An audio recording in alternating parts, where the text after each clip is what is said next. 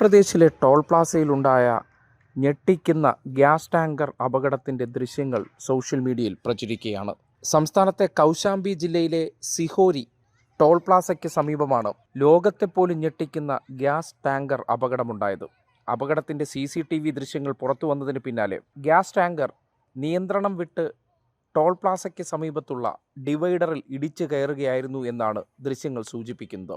ഡിവൈഡറിലേക്ക് ഇടിച്ചു കയറിയ ടാങ്കർ മറിയുകയും ടാങ്കറിൽ സൂക്ഷിച്ചിരുന്ന പാചകവാതകം പ്രദേശത്ത് വെള്ളപ്പുകയുടെ രൂപത്തിൽ പടരുകയും നിമിഷങ്ങൾക്കകം അത് അഗ്നിഗോളമായി മാറുന്ന കാഴ്ചയാണ് ദൃശ്യത്തിലുള്ളത്.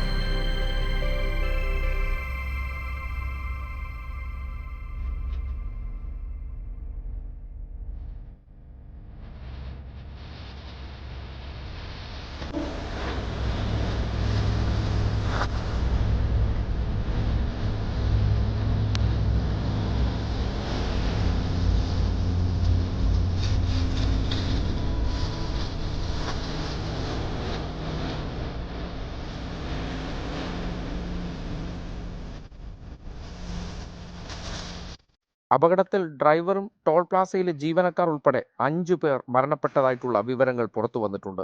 ഏകദേശം 4ഓളം കാറുകളും 16ഓളം ബൈക്കുകളും കത്തി നശിച്ചിട്ടുണ്ട്. ഇതുകൂടാതെ ടോൾ പ്ലാസയിലെ 5 ജീവനക്കാർക്ക് ഗുരുതരമായ പൊള്ളലേറ്റതിനെ തുടർന്ന് വിവിധ ആശുപത്രികളിൽ പ്രവേശിപ്പിച്ചതായിട്ടുള്ള വിവരങ്ങളും പുറത്തു വരുന്നു. അപകട കാരണം ലോറി ഡ്രൈവർ ഉറങ്ങിപ്പോയതാകാമെന്നും അനുമാനിക്കുന്നുണ്ട്. കാൺപൂരിൽ നിന്ന് പ്രതാപ്ഗഡിലേക്ക് പോവുകയായിരുന്ന ഗ്യാസ് ടാങ്കറാണ് നിയന്ത്രണം വിട്ട് ഡിവൈഡറിലിടിച്ച് മറിഞ്ഞത്. തീപിടുത്തത്തിൻ്റെ വ്യാപ്തിയിലുണ്ടായ നാശനഷ്ടങ്ങളെക്കുറിച്ചുള്ള വിവരങ്ങൾ ഇതുവരെ പുറത്തു വന്നിട്ടില്ല.